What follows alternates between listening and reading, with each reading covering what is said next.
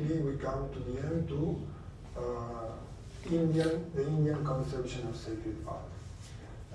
Really, when I was imagining myself in speaking in front of all of you scholars what I will tell to you on Indian art, then I thought I will discuss only one point with only one painting. Now, regarding the painting, I want to say it is not at all representative of India. I choose it because of the point that I'm going to discuss. And that painting I took from a calendar, some 15 years back, somehow with the poor technology of those days, I scanned it in 2 parts and joined. So that is a kind of cheap, if you want to say, or bazaar, or common art that it is present everywhere in India. This is another reason why I'm bringing this, is because the great art we are seeing in the museums, but the real art that we see in the shops, we see in the houses of the people, are these calendars, are all these kind of representations, religious representations. So the question I'm going to ask, and we'll discuss a point, from the very Indian conception of art, can we consider that this painting is a piece of sacred art? The point I want to discuss very briefly is what Swami Vajananda told yesterday. Till now we have been seeing sacred art from the point of view of the artist, what are his skills, what is his spiritual achievement, or from the point of view of the piece of art, whatever be the quality of the artist, but the techniques used in the piece of art. Now, the Indian tradition is giving more emphasis, it seems, this is what we are going to discuss, to the aesthetic experience of art. And yesterday, Swami Vajananda was mentioning some traditional shastras that mentioned that I found one author in the present day who has produced an extraordinary work called The Advaita of Art. This person, maybe all of you know him, is Harsha Dehejia, or if I not pronounce it well, Harsha Dehejia. And he very boldly has gone to this point in detail. He has affirmed that more important than the artist, more important than the piece of art, is the aesthetic experience of the viewer, of the reader, of the aesthete. So, just one to quote exactly what he's telling, while the artist occupies an exalted position in the Indian tradition, the aesthete is charged with an equally heavy responsibility. In the Indian tradition, the aesthete in turn was not a mere spectator, but one who was expected to apply himself seriously and deliberately in the enjoyment and understanding of art. The Indian aesthetic tradition has focused on the aesthetic appreciation rather than on the mystery of the artist's inspiration.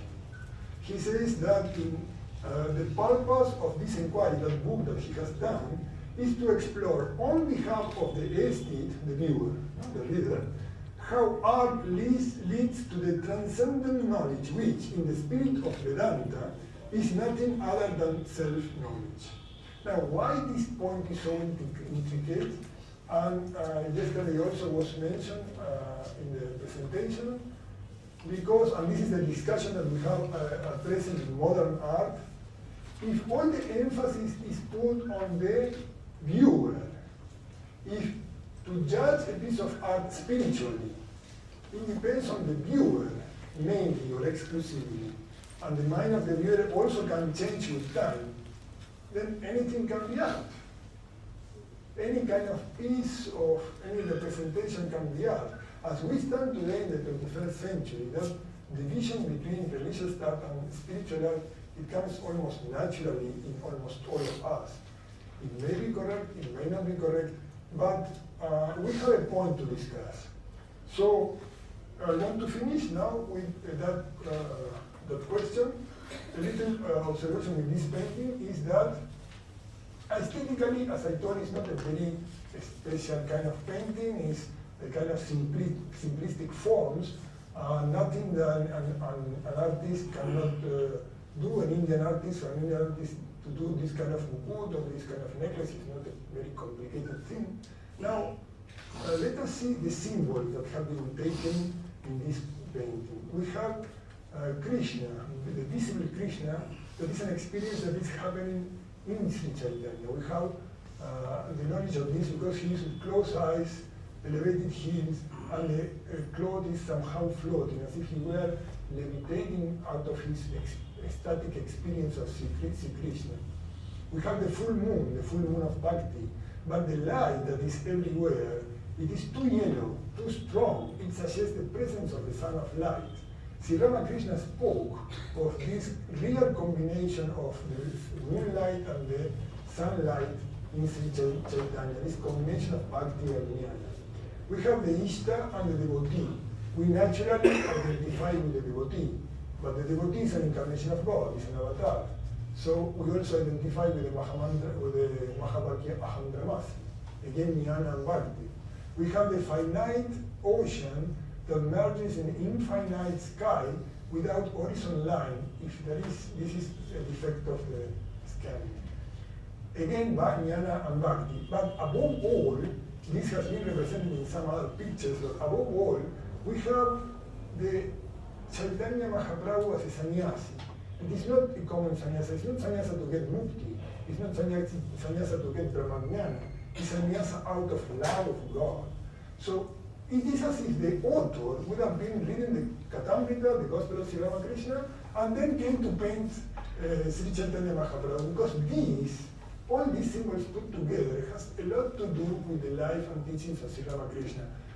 To whoever person in our tradition, the Ramakrishna mission tradition, I have shown this painting, it has felt an immediate identification and a spiritual upliftment. But again, we know nothing about the author, we don't know even if he is Indian.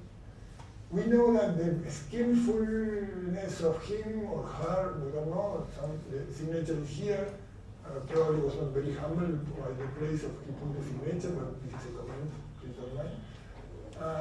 The aesthetic appeal of this picture is not that great, but the symbols produce an upliftment in the mind. So, from the Indian point of view, either we agree with the Hejya or not, can this piece of art be considered a piece of sacred art? Thank you to all of you.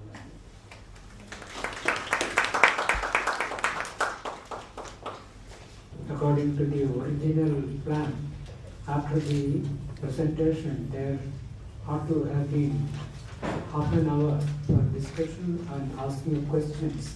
Now that time has been used up. So at the most, we have only 5 minutes. If anybody has any question to ask, welcome to ask any questions. Just one small question to Shamudran Ji.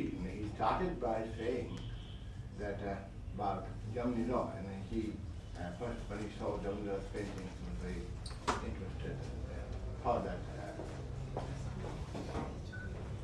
But he said one thing which I think is not really correct. He said Jamnino as a disciple of Abhindranath Tagore. Is that what he said? No, he does.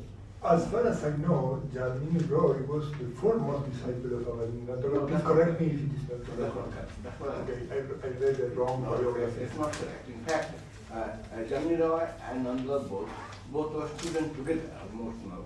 Jamini was only 1 year junior to him. But at that time, Abhindranath was vice principal in Government College. Unfortunately, or fortunately, Abhindranath taught Nandlal because he had a different class for teaching Indian art. And Jamini Roy was more a student of Percy Brown, who was the principal. And he studied mostly while he was in art college, mostly Western technique. So that way, he was not a student of Abhindranath Tagore at all. He came to his art much later. He developed it on his own. That's why I want to say thank you. In any way, what I wanted to convey is that national character that Sister Nivedita wants to convey. Surely, she was in contact with the teachings of all these people, of Sister Nivedita, before the identities, I believe so.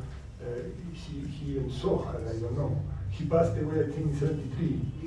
Well, but when you see this painting, he was a very versatile painter. He could paint Buddhist paintings, many motifs, Christian motifs, Islamic motifs. It is a person. It's just a subjective opinion. But if someone asks me, can you give me one painting or one painter who really represents the Indianness of India of the last century, I will give one or two. He will be one of them. I agree. That is what I want to do. Yeah, I totally agree. In that sense, hard work has been accomplished. And as we saw at the end, if aesthetic appreciation is really the basis of Indian art, then we have to put emphasis in introducing or giving more importance to this in the Indian educational system, to learn, to teach boys, girls from very young age to really appreciate art. Shruti, do you have that example? Well, no.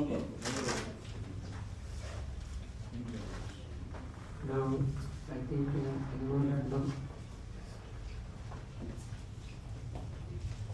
Swamiji, Madhuranandji asked a very interesting question as a conclusion to his presentation, which in a way is a kind of, I thought that it was very interesting point that he made, and it can also link with Dr. Vishwas's presentation.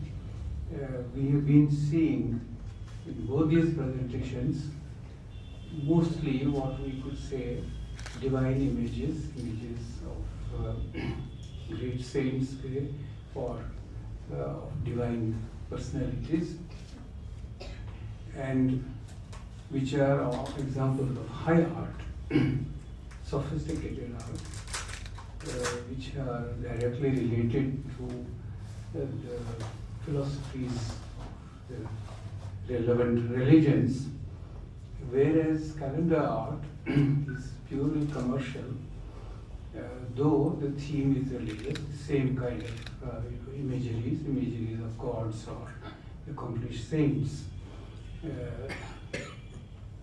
I think it's a very important question, but there is a kind of what you could say area of study which is now called popular culture, and calendar art comes under the popular culture.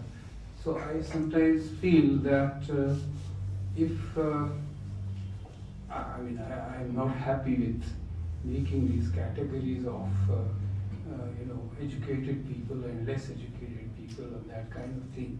But if a lot of masses can in a way relate to it, the kind of level at which they feel spirituality, can this reflect that level, at which level a lot of masses feel the spirituality. But the visual attempt, apart from the symbols like the light and the imagery, the figures, I think that is also equally important in evolving that effect. So I think Kumaraswamy probably is responsible for having brought out this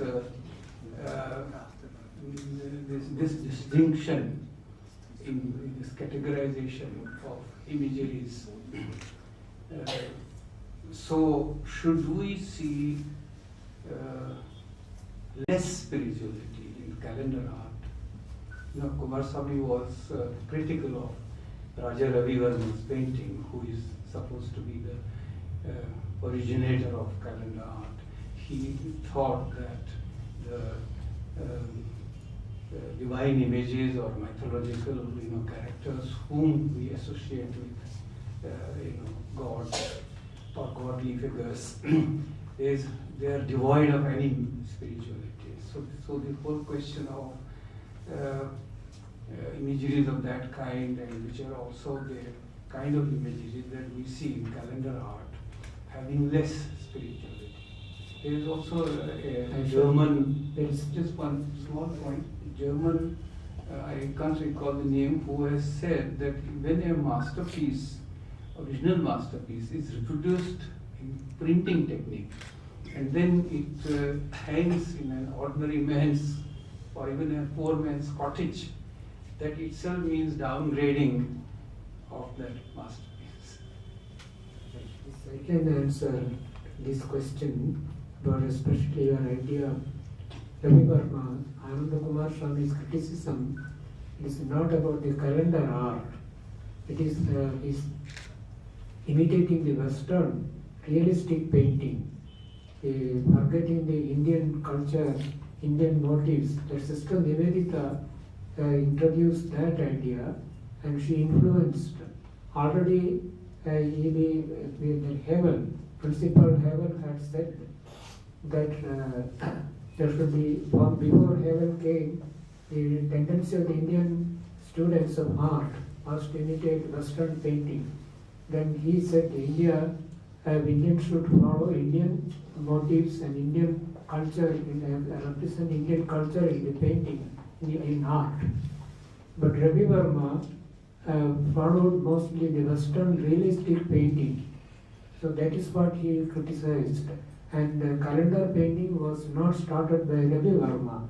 The calendar makers, they just copied his pictures. So for that, he is not responsible for that. So anyway, now our time is over. Just as a few concluding remarks. We are thankful to Dr. Tarun Kumar Biswas for, in spite of his illness, he has come here and shared his ideas with us. He spoke about, he gave a survey of Indian art beginning from Kushan period, I believe, and then he came to the Gupta period and then gave some general ideas about Borobudur and then about Hindu painting, the Pahadi school, and lastly ended with Nataraja, the image of Nataraja is explained in great detail. He has given some vignettes, some salient features of some of the main schools of painting during the ancient and the medieval. But before the Kushan period, wasn't there any art, and what about the art before? The art started long. Yes, but why you began with? I was telling that till Kushan period, the artists could not produce works with spiritual content. The spiritualism was conspicuous of sense in the creations of pre-Buddha. Pre-Buddha art. All right. So because there is not much time, we come to our Madhuranandji's talk on understanding sacred art through different cultures and religions. His main attempt, as far as I see, was to express Sri Ramakrishna's idea of harmony of religions. So through different schools, the art in different belong to different religious traditions. It began with Taoism, the Chinese art, Taoism, and then the Japanese art. And before that, he spoke about the important point about the need to inculcate appreciation of art in students and in the schools, and also the need for cultivating what he called empathy. Empathy, that is the capacity to put oneself in the place of the others, or belonging to other traditions, to see each culture and each religion through the eyes of its own followers. That is what he meant by empathy in the field of art. So then he spoke first about China, the Taoism and the yin-yang symbol. then the Zen Buddhist influence in the Japanese art, and then he came to the Christian art. There's actually a basic difference between Eastern and Western Christian art. The Eastern art is more symbolical, and whereas Western Christian art is more realistic. In Eastern, the art, Christian art, it spoke about three schools. One is the Coptic school that is associated with Ethiopia, or now what is known Egypt. Egypt and Ethiopia, this is the Coptic culture belongs to these two areas, Egypt and Ethiopia. Then the Byzantine painting, and also the Russia and Byzantine, I think, much similar to that. And came then about the Western painting. He spoke about Michelangelo's Pieta and other motifs of Western art. And then about Hinduism also. And there he pointed out, here the emphasis is posed on aesthetic experience, to create the aesthetic experience than on the different artwork.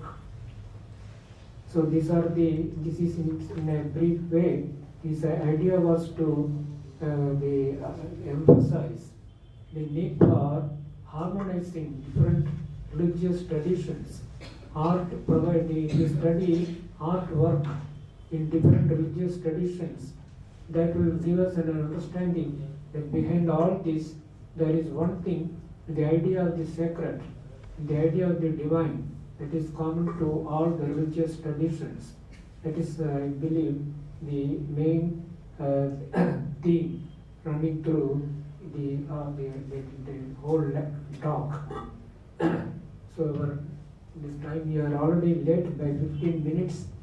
They will break up for tea, and we are expected to come back in at least 10 or 15 minutes. The next session is supposed to begin at 11:45. 11:45 is already over. So I believe by 12 o'clock, I think we should all assemble here.